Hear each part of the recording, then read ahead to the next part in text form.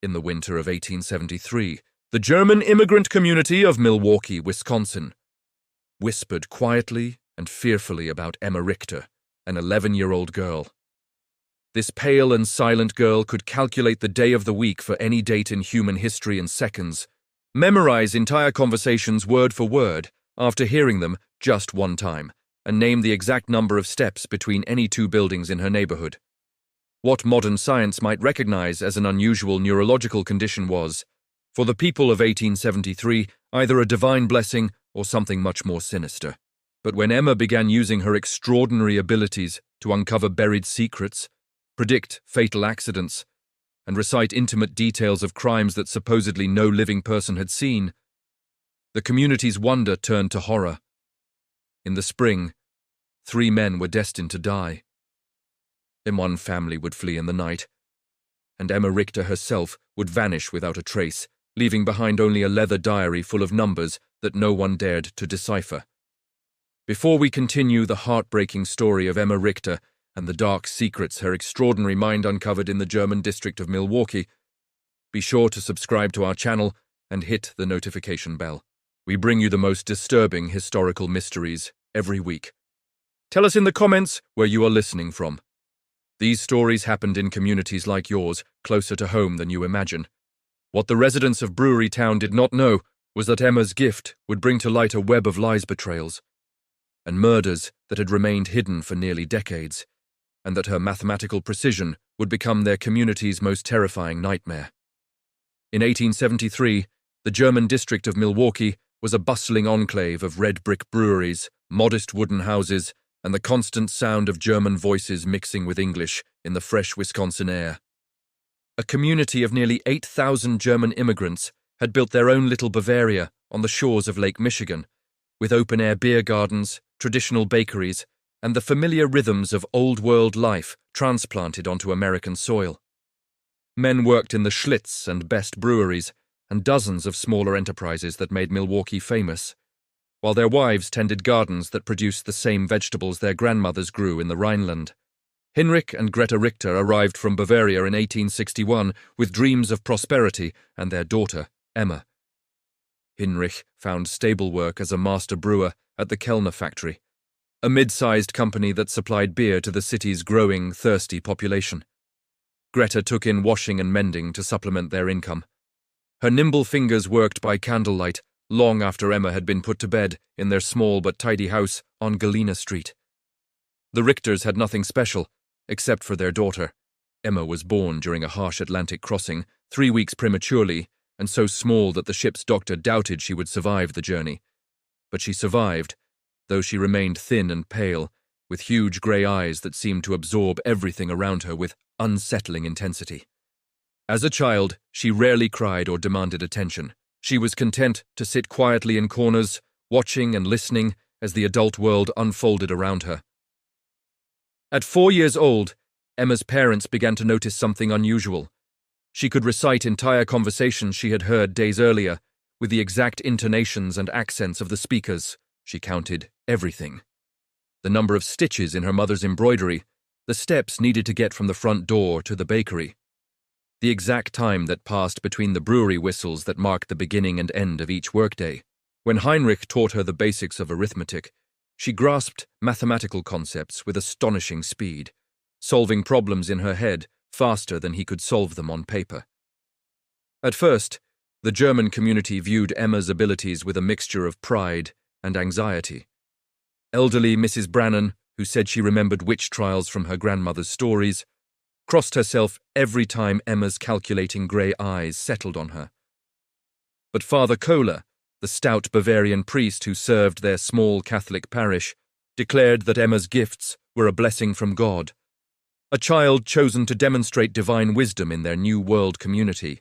The winter of 1872 was particularly harsh, with temperatures so low that Lake Michigan froze over for the first time in a generation. Brewery workers huddled around coal stoves.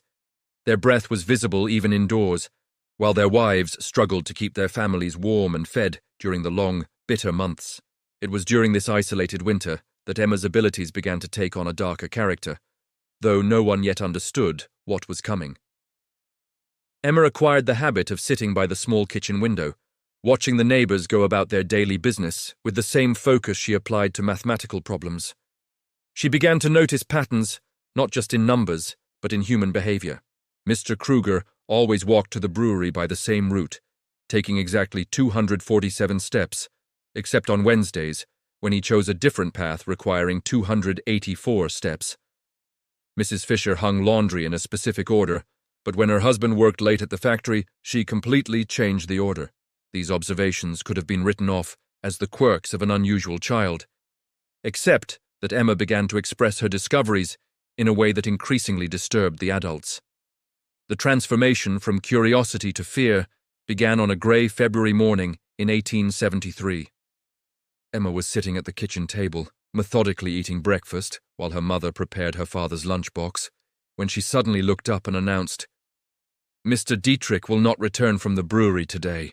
He will die at exactly—" Greta almost dropped the tin bucket she was holding. "Emma, my God, what a terrible thing to say. Why would you think such a thing?"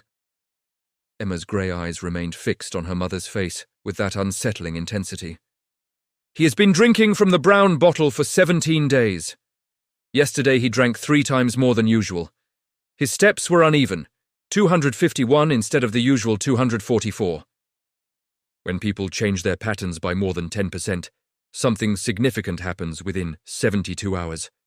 Mr. Dietrich's pattern changed by 12%. The calculation is simple."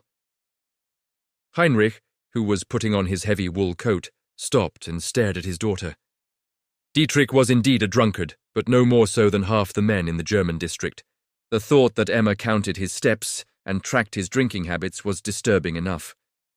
But her calm, mathematical certainty about his death sent a shiver through both parents that had nothing to do with the Wisconsin winter. "You must not say such things, Emma," Heinrich said firmly. "It is not fitting for a child to speak of death." Emma simply nodded and returned to her breakfast, but her parents exchanged worried glances over her bowed head. They were used to their daughter's unusual observations, but this felt different, darker, and more concrete than her typical mathematical statements. That day, at exactly the indicated time, Jan Dietrich collapsed in the malting room of the brewery. The official cause of death was heart failure, caused by what Dr. Moeller determined to be chronic alcohol poisoning. The brewery workers who found him noted that he had been acting strangely for weeks, drinking more than usual and showing signs of severe anxiety. But what really troubled them was the timing. Emma Richter's prediction had been accurate to the minute. News of Emma's grim prophecy spread through the German district like smoke from a chimney. Some dismissed it as a coincidence, but others remembered the pale girl with the calculating eyes and began to wonder what else she might have observed during her silent vigils at the kitchen window. The Richter family became the subject of whispers and sideways glances when they went to church or visited the market.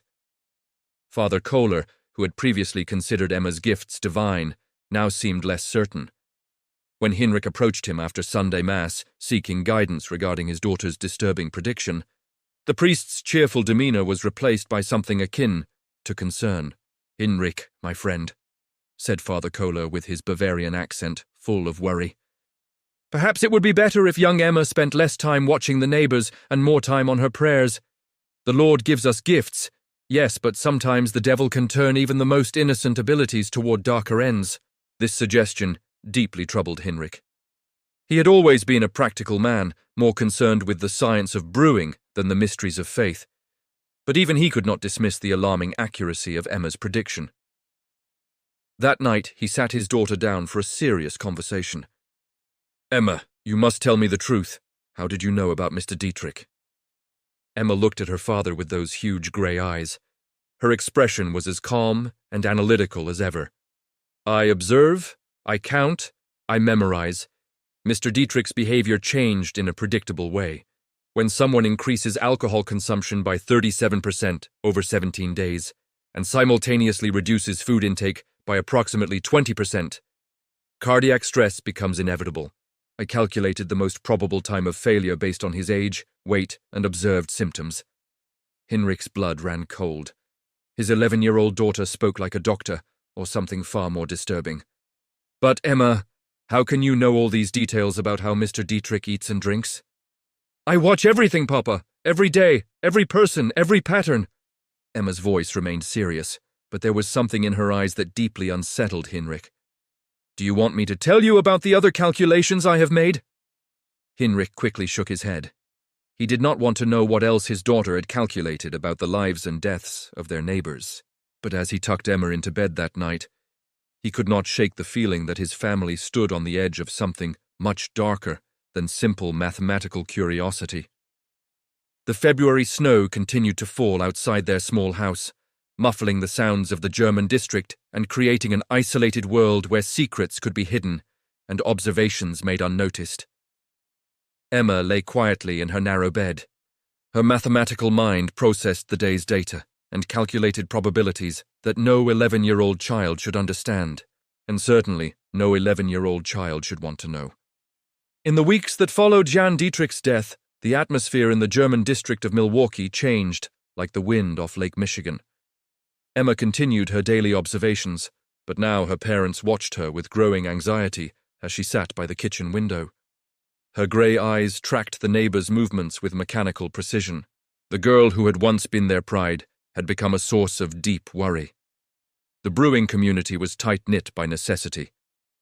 Men depended on each other for work, their wives for company during the long winters, and their children played together in the narrow streets between the red brick buildings. But Emma never fully fit into this social fabric. While other children played and told stories, she preferred to sit alone, counting and calculating and watching the surrounding world with that disturbing intensity. Greta began to notice that Emma's observations were becoming increasingly detailed and alarming. The girl would casually mention that Mrs. Weber had been secretly meeting Mr. Kellner behind the brewery on Tuesday afternoons for 6 weeks, or that the Schneider family buried something in their backyard every Sunday after church. When Greta asked how Emma could know such things, the girl simply explained that she observed patterns and calculated probabilities. People think these are secrets, Emma said one March morning, methodically buttering bread. But they follow patterns like numbers. Mrs. Weber always tells her husband she is going to visit her sister on Tuesday afternoons, but she takes 127 steps to Mr. Kellner's house instead of 349 to her sister's house. The Schneiders bury items wrapped in cloth at a precise distance of 73 meters in a grid pattern. They think no one is watching them, but I am always watching. Hinrich had heard enough. That night, after Emma had fallen asleep, he spoke seriously with his wife about their daughter's increasingly disturbing behavior. Greta, this cannot go on. Emma is becoming unnatural. Children should not observe such things, and certainly should not speak of them with such coldness. Greta nodded. Her hands shook as she mended one of Hinrich's work shirts. I am afraid, Hinrich. Not of Emma, but of what people will think. The neighbors already look at us strangely. Mrs. Brannan crossed the street yesterday when she saw me approaching, and Father Kohler has not visited us since Jan's death. Their fears proved justified when, 3 days later, Emma made another of her mathematical declarations. She was helping her mother prepare dinner when she suddenly stopped peeling potatoes and looked up with that familiar, calculating expression. Mrs. Weber will be discovered tomorrow at 11 a.m. Her husband will find her with Mr. Kellner in the brewery office. There will be violence. Greta dropped the knife. Emma, you must not say such things. But Emma continued with the same mathematical certainty she applied to her arithmetic lessons. Mrs. Weber has been arriving at the brewery 7 minutes early for 6 weeks. Every week, Mr. Kellner stays 33 minutes longer each day. Tomorrow, Mr. Weber will return from his delivery route 47 minutes early because his horse is lame in the left foreleg. I have been observing its gait deteriorate for 11 days. The convergence of these 3 variables makes discovery inevitable. Hinrich, who was listening from behind the door, felt his chest tighten with horror. His daughter was not only watching the neighbors, she was predicting their future with terrifying accuracy. Emma, how do you know about Mr. Weber's horse? I count its steps when it passes in front of our house. On March 1st, it favored its right leg 53% of the time. Today, 68%. Tomorrow, the lameness will be severe enough to slow the delivery route by 47 minutes, forcing Mr. Weber to return early. The next day unfolded exactly as Emma had calculated, Wilhelm Weber discovered his wife Anna in a compromising position with brewery owner Ernst Kellner. The ensuing confrontation left Kellner with a broken nose and 3 broken ribs. While Anna received such a beating that Dr. Moller had to be summoned. The scandal rocked the tight-knit German community, but what unsettled people even more was the growing realization that little Emma Richter had somehow predicted the entire sequence of events. News quickly spread through the neighborhood. The pale girl with the mathematical mind had not only predicted Jan Dietrich's death, but also foreseen the Kellner scandal with disturbing precision. People began to whisper about the strange girl who sat by her window, watching, calculating, and somehow knowing things no child should know. The Richter family found themselves increasingly isolated. Their former friends avoided them at church. Children were forbidden to play near their house. And even the merchants of the German quarter began to treat them with barely concealed mistrust. Hinrich's position at the brewery became delicate. His comrades looked at him with unease, and Ernst Kellner, still recovering from his beating, made it clear that the Richter family was no longer welcome at company social events. But Emma seemed indifferent to the growing hostility surrounding her. She continued her daily observations. Her mathematical mind processed data and calculated probabilities with mechanical precision. She began keeping a leather diary, filling its pages with numbers, dates, and observations that her parents dared not read. Seeing their 11-year-old daughter bent over her calculations, writing in neat columns of figures, filled them with a fear they did not know how to name.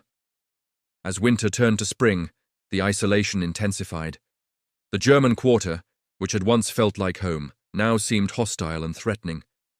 Hinrich began to consider the unthinkable, leaving Milwaukee, abandoning the life they had built, and starting over somewhere far away from the whispers, the fear, and the terrible accuracy of his daughter's predictions. But Emma was not finished with her calculations.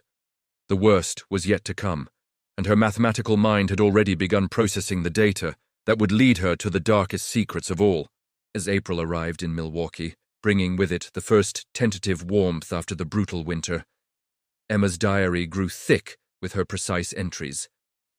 The leather book became her constant companion, and she filled its pages with increasingly complex calculations that went far beyond simple mathematics. Her parents saw graphs tracking patterns of human behavior, tables of numerical sequences they could not understand, and detailed maps of the German quarter marked with symbols and measurements. The community's fear of Emma began to manifest in more concrete forms.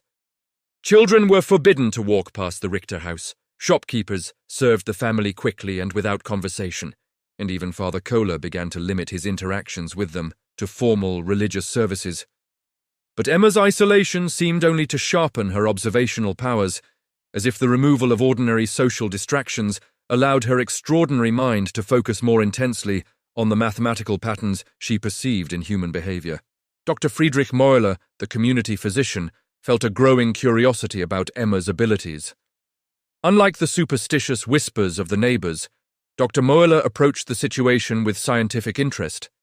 He had studied medicine in Berlin before emigrating to America and had encountered cases of unusual mental faculties in his practice. When Heinrich Richter approached him privately, seeking medical advice about his daughter's condition, Dr. Meuler agreed to examine Emma.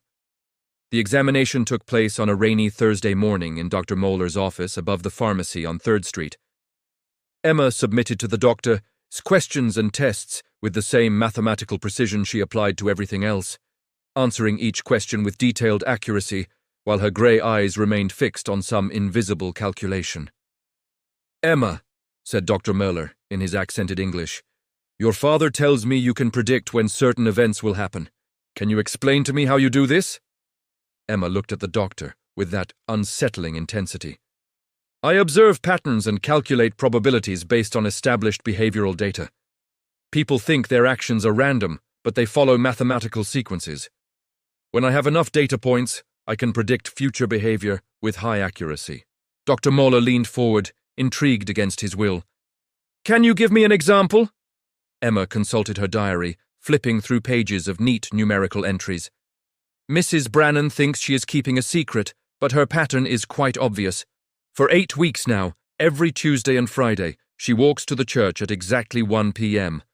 But instead of entering to pray, she continues to the priest's house and stays there for exactly 43 minutes. Father Kohler's pattern has also changed. He is buying more candles and wine, and his evening prayers have lengthened by an average of 17 minutes on Tuesdays and Fridays. The correlation is statistically significant. Dr. Moeller felt his breath catch. The implications of what Emma was suggesting about the priest and the widow were scandalous enough, but the methodical way she documented her observations was deeply disturbing. Emma, how long have you been observing people this way? Always, Emma replied simply, since I was very small, but I only started making calculations when I learned mathematics. Then the patterns became clearer. After the examination, Dr. Moeller spoke privately with Heinrich and Greta Richter. His medical training told him that Emma's condition was neurological, not supernatural, but he had no framework for understanding what he had observed. Your daughter's mind functions differently than other children's, he explained. She processes information in a way that seems almost mechanical. In my opinion, this is a medical condition, not the other things people are talking about. But even Dr. Moeller's scientific perspective could not soften the growing fear surrounding Emma's predictions. 2 days after the examination, Emma made another of her calculated statements. There will be a fire at the Zimmerman house on Sunday evening. It will start at 9:47 and spread to 3 neighboring buildings. Before the volunteer fire brigade can respond, Mr. Zimmerman will not survive. Heinrich felt the familiar chill that accompanied his daughter's predictions. Emma, you must not say such things. How is it possible that you know something about a fire? Emma consulted her diary. Mr. Zimmerman has been drinking lamp oil mixed with whiskey for 12 days. I observed him buying both items in quantities exceeding normal household use. His wife left yesterday for Chicago to visit her sister, which follows the pattern of wives leaving before significant domestic incidents occur. The chimney of his house has structural damage which I calculated based on the angle of smoke exit and the pattern of soot deposits. The probability of fire is 93%. Greta began to cry quietly. The clinical way Emma spoke of possible tragedy, as if human suffering were just another mathematical problem to be solved, frightened her more than any supernatural explanation. This was her child, but she no longer recognized the cold precision in Emma's voice, nor the mechanical way she processed human pain. Heinrich made a decision that would haunt him for the rest of his life. He decided to warn Franz Zimmermann about Emma's prediction in the hope that preventive action might save a life, and perhaps prove that his daughter's calculations could be used for good rather than just predicting disaster. He found Zimmermann at the brewery on Saturday night, staggering from drunkenness and reeking of the lamp oil Emma had mentioned. Heinrich's warning was met with belligerent laughter and crude jokes about the devil girl, who thought she knew everything. But something in Heinrich's desperation must have penetrated Zimmermann's alcoholic fog because he promised to be very careful with the lamps. Sunday evening arrived with unusual warmth and a dry wind from the west. At exactly 9:47, flames burst from the Zimmermann house. The fire spread with terrifying speed, consuming not only the initial building, but also 3 neighboring houses before the volunteer firefighters could organize an effective response. Franz Zimmermann's body was found in his kitchen, where he had apparently fallen while trying to extinguish the flames that had spread far beyond his ability to control. The accuracy of Emma's prediction, down to the very minute, sent shockwaves through the German quarter. Heinrich's attempt to warn Zimmermann had been witnessed by several brewery workers, and word quickly spread that Emma had predicted not only the fire, but also its exact time and consequences. The community's unease turned into open fear, and the Richter family found themselves completely ostracized. But for Emma, the fire was nothing more than another piece of data to record in the diary. She noted the correlation between her prediction and the actual event, made adjustments to her calculations based on the observed variables, and began processing new patterns with the same mechanical precision that had made her prediction possible in the first place. The worst part was that she was not finished calculating. The days following the Zimmermann fire turned the German quarter into a place of whispered fears and sideways glances. Emma's prediction had been too accurate, too detailed, and too correct to be dismissed as coincidence. 3 families, The Bronzes, the Kohlers, and the Steiners had lost their homes in the fire, and the community struggled to house the displaced families while trying to process the disturbing reality of Emma's mathematical prophecies. Hinrich found that his position at the brewery had become untenable. Comrades avoided him. Conversations stopped when he entered a room, and Ernst Kellner, who still bore the marks of Wilhelm Weber's attack, made it clear that the presence of the Richter family was no longer welcome at any brewery social event. The mathematical precision of Emma's predictions had transformed his daughter from a curiosity into something the community feared to name. Emma herself seemed not to notice the growing hostility that surrounded her. She continued her daily observations, filling page after page of her leather diary with increasingly complex and disturbing calculations. She began to create what looked like a probability matrix, tracking multiple variables simultaneously and generating predictions that stretched weeks into the future. Greta was afraid to look at her daughter's diary. She dreaded the calculations Emma might be making about their own family or neighbors. The girl who had once been her greatest joy had become a source of constant anxiety. Emma's discussion of human tragedy, her clinical observations of people's most intimate behaviors, and her mechanical processing of information that should have evoked emotional reactions contributed to a growing sense that something fundamental was lost or damaged in her daughter's mind. The breaking point came on a Tuesday morning in late April. Emma was sitting in her usual spot by the kitchen window, watching street activity with her characteristic intensity, when she suddenly looked at her mother with those calculating grey eyes. "Mama, there is something strange in the pattern today."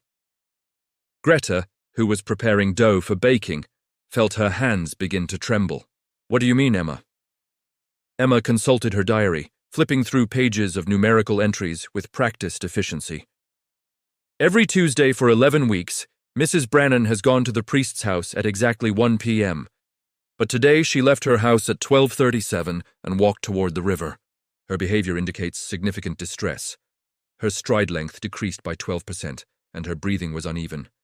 This suggests she is planning something final." The clinical way Emma spoke of Mrs. Brannan's apparent suicidal intent filled Greta with horror. "Emma, you must not speak of such things. Mrs. Brannan is a good woman. She would never—" "The mathematical probability is 87%. Emma interrupted, in the same tone she might use to discuss the weather. "People who abruptly change established behavioral patterns while exhibiting physical signs of distress usually execute irreversible decisions within 4 hours of the pattern change. Mrs. Brannan's pattern changed 43 minutes ago." Greta felt the world tilt around her. To realize that her 11-year-old daughter was calmly predicting a neighbor's suicide with mathematical precision was more than she could bear. She dropped the dough and ran to find Hinrich, who was in his small garden behind the house, trying to find something normal in the simple act of preparing the earth for spring planting. "Hinrich, you must come quickly. Emma says Mrs. Brannan is going to harm herself. We must do something." Hinrich looked at his wife's frightened face and felt the familiar fear that had become his constant companion. They found Emma still sitting by the window, making additional entries in her diary, as if she were registering a scientific observation instead of predicting a human tragedy. "Emma, tell me exactly what you observed about Mrs. Brannan." Emma looked up from her calculations. She deviated by 28 minutes from her established Tuesday pattern. Her physical indicators suggested serious emotional stress. Based on historical data regarding behavioral pattern violations, the probability of self-harm is 87%. With a probability peak between 5 and 7 o'clock this evening, Hinrich made a decision that revealed both his desperation and his growing acceptance of Emma's abilities. He immediately left the house and went to look for Margaret Brennan, following the route to the river that Emma had indicated to him. He found the elderly widow standing on the dock where the fishing boats were moored, staring intently at the dark water with an expression of deep despair. "Mrs. Brennan," Hinrich called softly, approaching carefully so as not to startle her. "Are you all right?" The old woman turned to him with eyes red from tears. "Hinrich, what are you doing here?" "I was worried about you. Lately you seem anxious." Mrs. Brennan's face crumbled. "I can't take it any more, Hinrich. The shame, The whispers, knowing that everyone knows my weakness. Father Kohler says it is a sin, but I cannot control what I feel for him. It is better to end this than to live with this disgrace. Hinrich realized with growing horror that Emma's observations about Mrs. Brennan and Father Kohler were accurate, and that the old woman was indeed contemplating suicide rather than facing the scandal. He spent the next 2 hours talking to Margaret Brennan to distract her from the river, convincing her that it was not worth dying over shame, and that the community's judgment would eventually fade. When he returned home that night, he found Emma making final entries in her diary. Mrs. Brennan did not proceed with her plan, she noted clinically. The intervention changed the probability calculation. I will need to adjust my variables for future predictions involving third-party interventions. Hinrich looked at his daughter in disbelief. Somehow, Emma had observed and calculated a suicide attempt that had not yet happened, and now viewed his intervention simply as another data point to include in her mathematical models. The realization that his 11-year-old daughter not only predicted tragic events but also studied human suffering with scientific detachment filled him with a dread he could not name. That night, while Emma slept peacefully in her narrow bed, Hinrich and Greta made a decision that would change their lives forever. They could not continue living in Milwaukee. Emma's abilities, whatever they were, made their life in the German district impossible. But most alarming was that they were becoming increasingly aware that their daughter was not only observing and calculating human behavior, but also appeared to be losing touch with the emotional reality of the tragedies she predicted. They began making careful plans to leave Wisconsin to find some place where Emma could live without being feared, and where her unusual mind could find another outlet. But Emma was not finished with her calculations, and the most disturbing revelations were yet to come. As Hinrich lay awake that night, listening to the sounds of the sleeping German district, he could not shake the feeling that his daughter's mathematical mind had unlocked secrets that went far beyond adultery and suicide attempts. The precision of her observations, the clinical way she discussed human tragedies, and the growing complexity of her calculations suggested that Emma was observing and recording much more than anyone thought. And the most terrifying thing was that she continued to calculate. The revelation that would expose the darkest secret of Milwaukee's German district occurred on May 1st, 1873. Emma had been making increasingly complex calculations in her diary, creating detailed graphs that tracked the movements and behaviors of practically all the adults in their community. Her parents had begun packing their belongings, preparing to leave Wisconsin, hoping to escape before Emma's next prediction could destroy more lives. But that morning, as sunlight streamed through the kitchen window, Emma made an announcement that would shake the foundations of their community. "Dad," she said, looking up from her diary with those calculating grey eyes, "I must show you something important. My calculations have revealed a pattern that explains everything." Hinrich, who had been dreading this moment for weeks, reluctantly sat opposite his daughter. She opened her diary to a section full of detailed graphs, maps of numerical sequences that looked more like the work of a seasoned researcher than an 11-year-old girl. "Over the course of 26 months, I have observed and recorded the behavioral patterns of 40 adults in our community," Emma began, with her characteristic clinical precision. "At first, I believed the patterns were random variations, but when I systematically analyzed the data, I discovered correlations indicating organized criminal activity." Hinrich felt his blood run cold. "Emma, what are you saying?" Emma turned to her graphs with the methodical precision of a mathematics professor. 7 men from our community have been secretly meeting every Wednesday at midnight in the basement of the Kellner Brewery. I calculated their movement patterns based on observed deviations from their normal behavior, time discrepancies in their stated activities, and physical evidence of their meetings.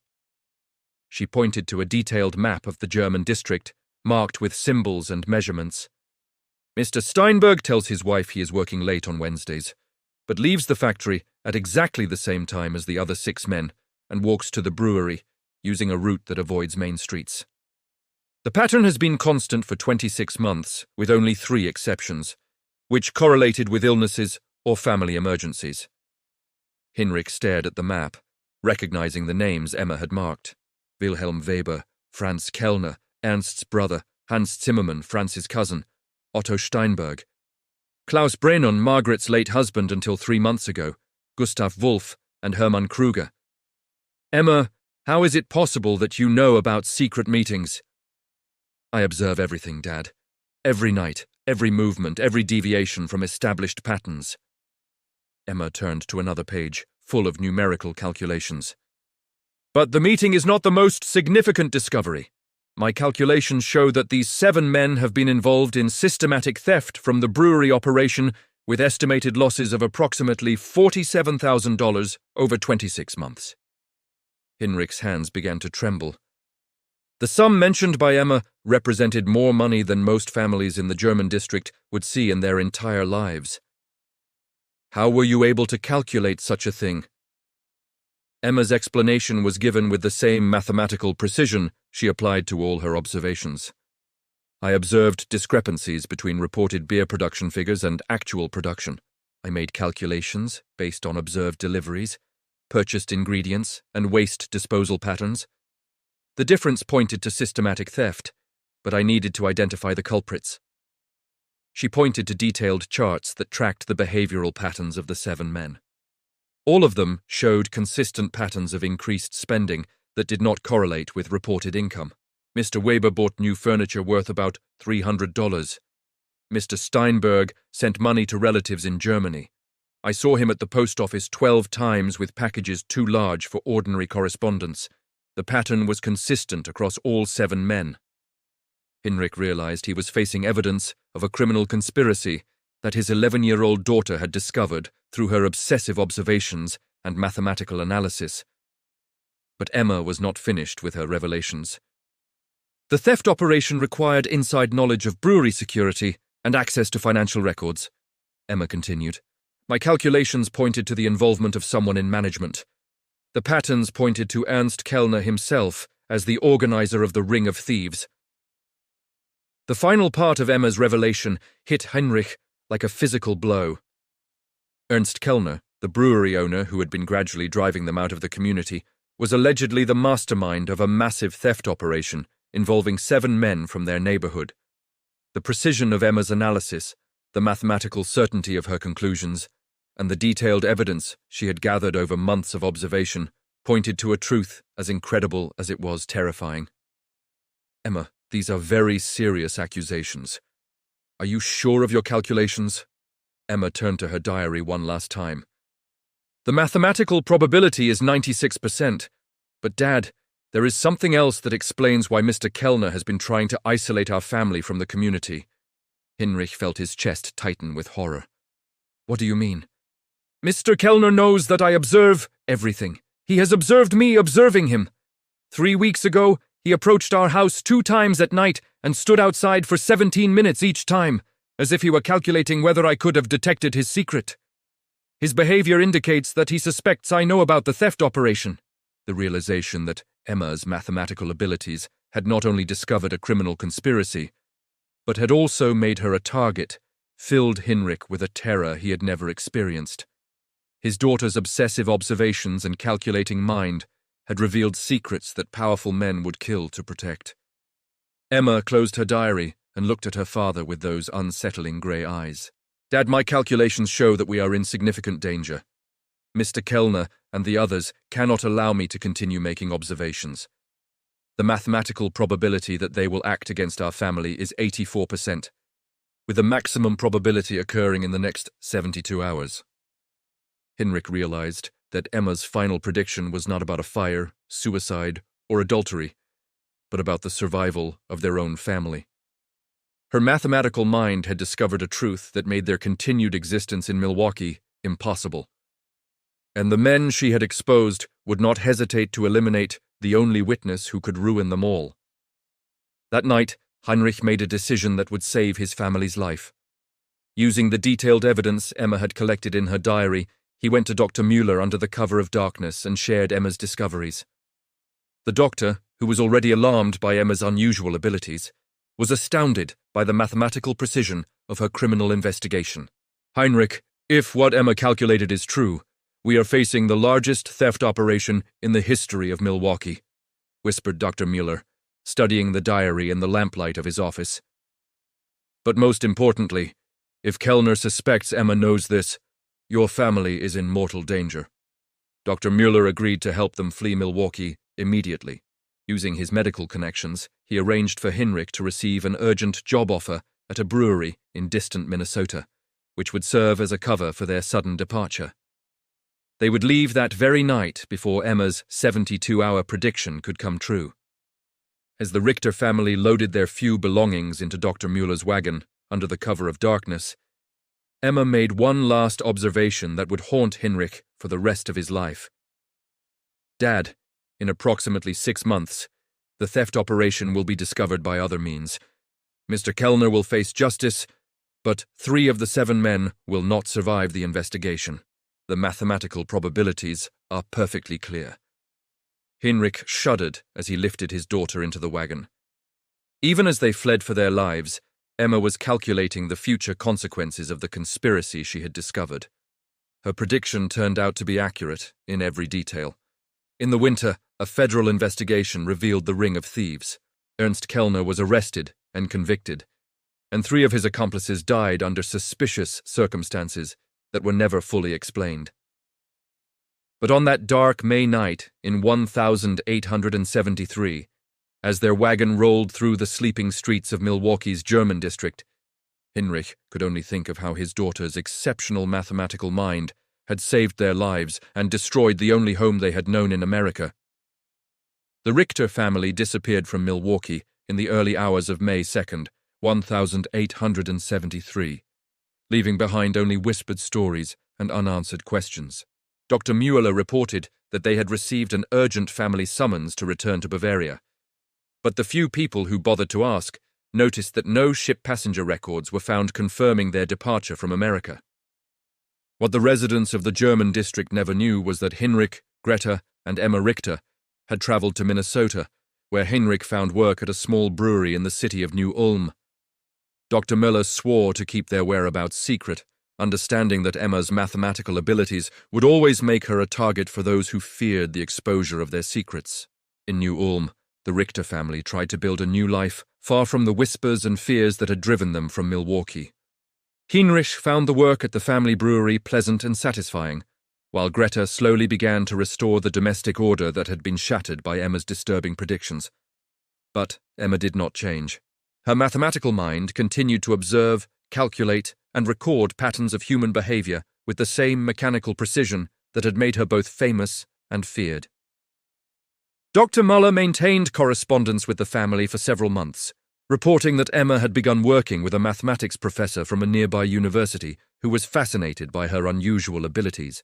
The professor, a German immigrant named Dr. Hermann Bies, approached Emma's condition from a scientific rather than supernatural perspective, helping her understand and channel her observational powers in a way that could prove useful instead of destructive. But the most significant revelation came in November 1873, when Dr. Mueller received a letter from Hinrich containing Emma's final prediction about the Milwaukee theft. Just as she had calculated with mathematical precision, federal investigators had indeed discovered Ernst Kellner's conspiracy. Kellner was arrested and convicted of embezzling more than $50,000 from multiple brewing operations. Wilhelm Weber, who was Kellner's main accomplice, was found dead in his home under circumstances deemed suicide, but many suspected it was something far more sinister. Otto Steinberg and Hermann Kruger also died within weeks of the investigation's conclusion. Steinberg in what appeared to be an accident due to drunkenness, and Kruger from what Dr. Mueller diagnosed as a sudden heart attack, which showed suspicious similarities to the symptoms of certain poisons. Emma's mathematical analysis of the criminal conspiracy was accurate in every detail, including her predictions that not all conspirators would survive the final revelation of their crimes. The accuracy of her calculations, even from hundreds of kilometers away and months in advance, confirmed what Hinrich had realized about his daughter's extraordinary and terrifying abilities. Milwaukee's German district slowly recovered from the scandal and tragedy of 1873. The investigation into the brewery theft attracted the attention of federal authorities, but it also revealed a level of corruption that had been destroying the community for years. New families moved into the homes left empty by deaths and departures, and the close-knit community gradually rebuilt itself on more honest foundations. But the story of Emma Richter, the pale girl with grey, calculating eyes who could predict death and reveal secrets through mathematical observation, became part of the whispered folklore of the district. Parents used her story to warn their children about the dangers of knowing too much. Meanwhile, adults quietly wondered what other secrets might be hiding behind the ordinary facades of their neighbors' lives. Father Kohler, who had initially blessed Emma's abilities as divine gifts, later confessed to Dr. Mueller that the girl's mathematical predictions had shaken his faith in a way he could not explain. The priest began to wonder if some knowledge was too dangerous for the human mind, and whether Emma's condition represented a blessing or a curse that had fallen upon their community. Just when we thought we had seen it all, the horror in Milwaukee's German district intensifies. If this story gives you chills, share this video with a friend who loves mysteries. Click the like button to support our content, and don't forget to subscribe so you never miss stories like this. Let's find out together what happens next in the most disturbing historical cases the United States has to offer. Dr. Mueller's last letter to the Richter family was written in the spring of 1874, almost a year after their departure from Milwaukee. In it, he reported that the German district had largely returned to normality. But Emma's story continued to circulate in whispered conversations among older residents. He also reported a disturbing fact that had emerged during the federal investigation into the brewery theft. Government investigators discovered that Emma's diary, which Hinrich had left to Dr. Mueller as evidence, contained mathematical calculations that went far beyond the immediate criminal conspiracy. Apparently, Emma had been tracking and analyzing behavioral patterns throughout the entire community of German immigrants, creating detailed profiles of dozens of families and predicting future events with remarkable accuracy. Federal investigators, trained in criminal analysis, were both impressed and alarmed by the sophistication of Emma's observation methods. "Your daughter's mind functions in a way that professional investigators might envy," wrote Dr. Mueller. "But I confess I am grateful she is far from Milwaukee. The precision of her observations and the mathematical validity of her predictions represent a type of knowledge that, I fear, is too dangerous for any community." The last mention of Emma Richter in any historical records comes from a brief note in the records of the mathematics department of OLM College in 1875. Professor Herman Bies reported that his peculiar student had demonstrated unprecedented abilities in statistical analysis and behavior prediction, but that her family had decided to move once again for personal reasons. After that note, Emma Richter disappeared from history as completely as she had disappeared from Milwaukee. On that dark May night in 1873, it is still unknown what happened to the girl who could calculate human behavior with mathematical precision. Some researchers suggest that families like the Richters, who had children with unusual abilities, intentionally maintained anonymity to protect themselves from both scientific exploitation and community persecution. Emma's story represents one of the few documented cases in which such abilities were recorded with sufficient detail to understand their scale and implications. This mystery shows us that the human mind remains one of our greatest enigmas, capable of developing extraordinary abilities that challenge our understanding of intelligence, observation, and prediction. In 1873, Emma Richter's mathematical approach to human behavior was considered divine or demonic. But modern science recognizes that conditions such as Savant syndrome, autism spectrum disorder, and hypothymesia can indeed create minds that process information in ways that seem almost supernatural to those who do not understand the neurological mechanisms involved. What do you think of this story? Do you believe everything was revealed? Or do you think Emma's abilities went beyond what we discovered? Leave your comment below and tell us if you have ever met someone with similar extraordinary mental abilities. If you enjoyed this tale and want more terrifying stories like this, subscribe, click the notification bell, and share this with someone who loves mysteries. These historical cases remind us that the most terrifying truths are often hidden in plain sight, waiting for the right mind to calculate their terrible secrets. The case of Emma Richter demonstrates that sometimes the most frightening discoveries come not from supernatural forces, but from the ruthless application of mathematical logic to human behavior. In a world where we believe our secrets are safe, the existence of minds capable of such precise observation and calculation reminds us that privacy may be nothing more than an illusion, and that the patterns we think we hide may be visible to those who know how to look and know how to count.